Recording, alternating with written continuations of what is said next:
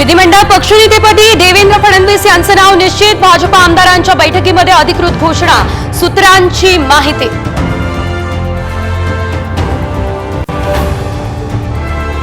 गृहमंत्रीपदावरून महायुतीमध्ये गृहकलह अजूनही कायम, तर श्रीकांत शिंदेंना उपमुख्यमंत्रीपद देण्याबाबत देखील शिंदेंचे संकेत।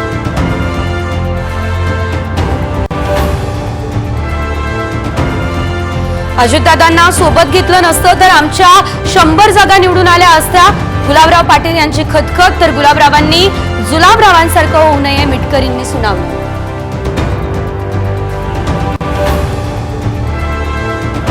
खासदार प्रणिती शिंदे यांची महाविकास आघाडीमधून हकालपट्टी करा, अन्यथा आगामी निवडणुका स्वबळावर लढू। ठाकरे गटाचे उपनेते शरद कोळी यांची आक्रमक भूमिका।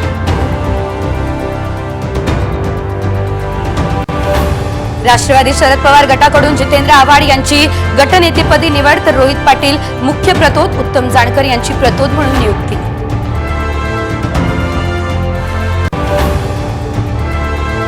सरकार कुणाचंही असलं तरी मुंडक्यावर पाय देऊन आरक्षण घेणार, पुढचं आंदोलन आझाद मैदानात। आरक्षणासाठी जरांगेंचा पुन्हा एल्गा।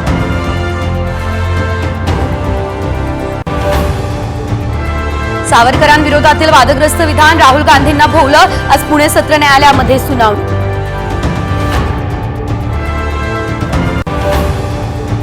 राज्यात आठवडाभरासाठी घेणार थंडी विश्रांती, चक्रीवादळामुळे काही ठिकाणी अवकाळी पावसाचा इशारा।